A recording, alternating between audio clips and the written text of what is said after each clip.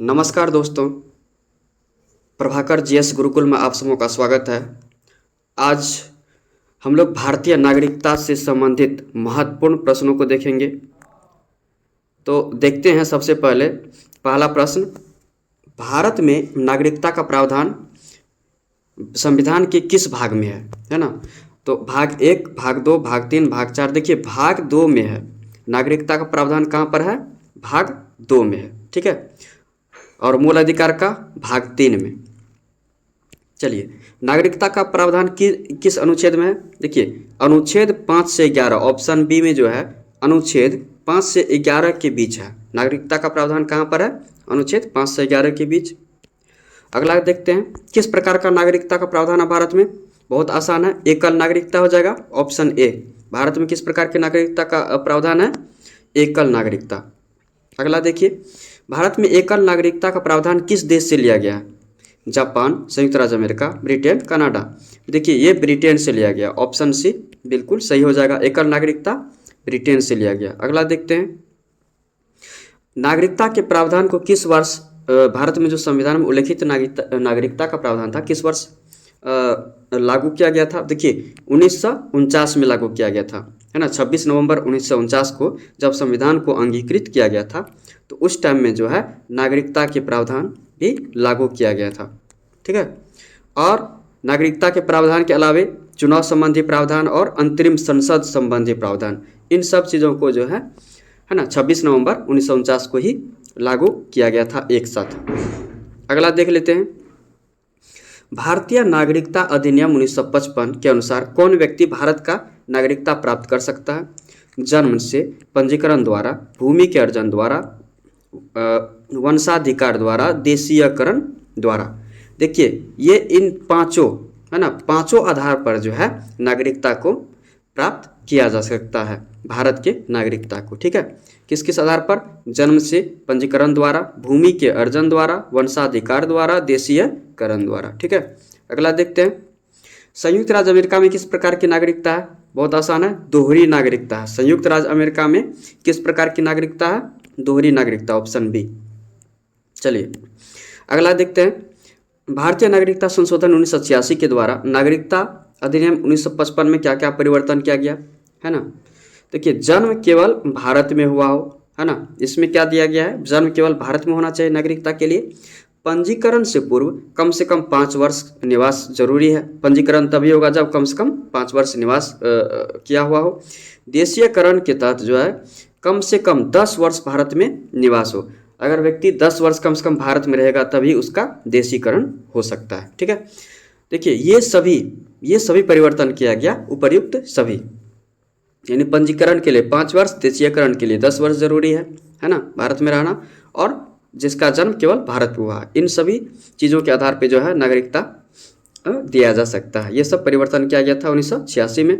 अगला देखिए, नागरिकता संशोधन अधिनियम 2019 में जो है किन देशों के हिंदू, बौद्ध, सिख, जैन, पारसी, ईसाई नागरिकों को भारत की नागरिकता प्रदान करने का प्रावधान है?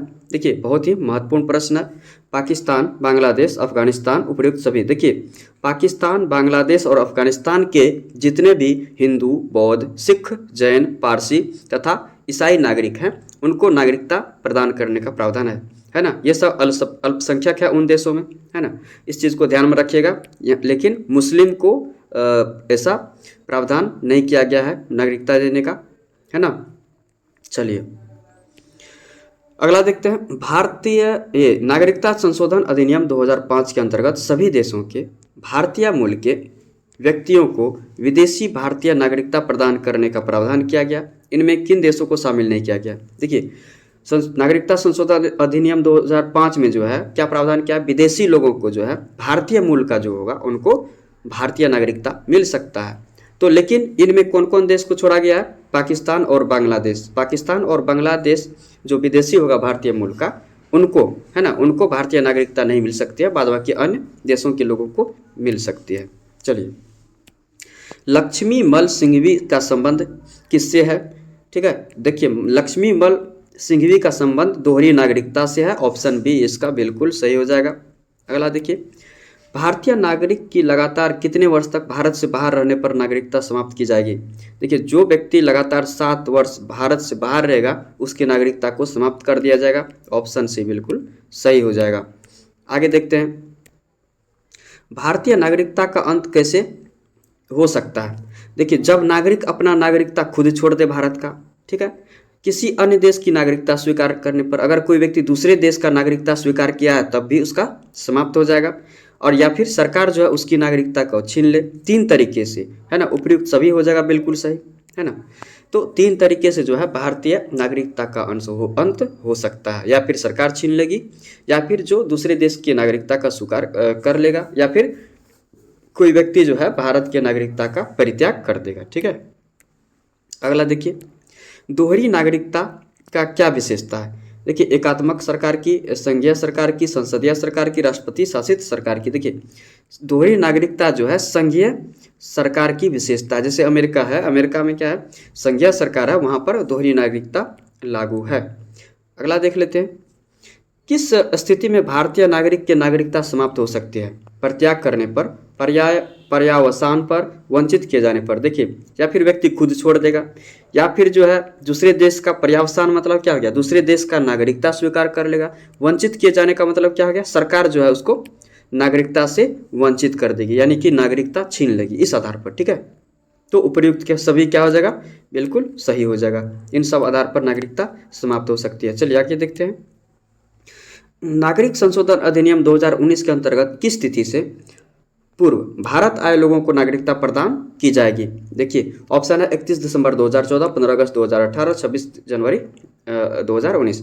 31 दिसंबर 2014 से पहले, है ना, जो भी लोग भारत आए थे उनको नागरिकता दी जा सकती है।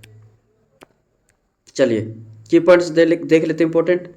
कोई भी व्यक्ति जो अफगानिस्तान, बांग्लादेश अथवा पाकिस्तान के हिंदू, सिख, बौद्ध, जैन, पारसी, ईसाई समुदाय से संबंध रखता है ना, इन सब समुदाय से जो संबंध रखता है वो अगर 31 दिसंबर 2014 को या उससे पूर्व भारत में प्रवेश किया है तो उसके पास वैध है कि नहीं, है ना, वैध दस्तावेज है कि नहीं, उससे कोई मतलब नहीं है, उससे जो है अवैध प्रवासी नहीं माना जाएगा।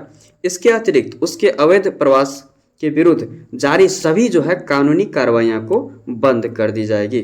ठीक है, चलिए अगला देखते हैं, नागरिकता संशोधन अधिनियम 2019 द्वारा किन देशों के अल्पसंख्यकों को नागरिकता देने का निर्णय लिया गया है? अफगानिस्तान, बांग्लादेश, पाकिस्तान, उपयुक्त सभी।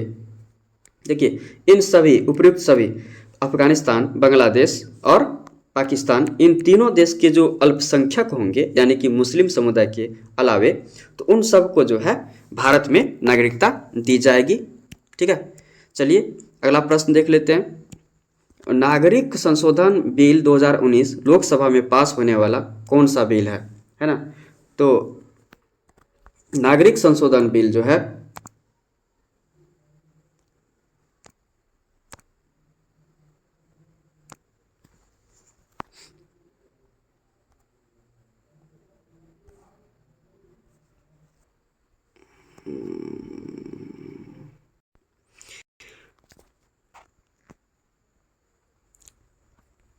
देखिए, नागरिक संशोधन बिल लोकसभा में पास होने वाला जो है 126वां संशोधन बिल था।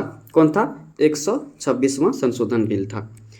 देखिए, नोट है, भारतीय मूल के व्यक्ति PIO का कार्ड धारक भारत में कृषि भूमि नहीं खरीद सकता है। ठीक है, कृषि भूमि कौन? भारतीय मूल के व्यक्ति, है ना, जो कार्ड धारक होगा तो भारत में कृषि भूमि नहीं खरीद सकता है। चलिए, वीडियो देखने के लिए आप सबों का बहुत बहुत धन्यवाद। ठीक है, तो देखिए ये काफ़ी महत्वपूर्ण प्रश्नों को इसमें संग्रह किया गया था, खुद से बहुत सारे प्रश्न को इसमें सही ढंग से समावेश किया गया था ताकि आप लोगों को किसी भी एग्ज़ाम में कोई भी प्रश्न नहीं छूटे। ठीक है, तो आप लोग को अगर वीडियो अच्छा लगे तो आप लोग लाइक, सब्सक्राइब और शेयर ज़रूर कीजिएगा। बहुत बहुत धन्यवाद।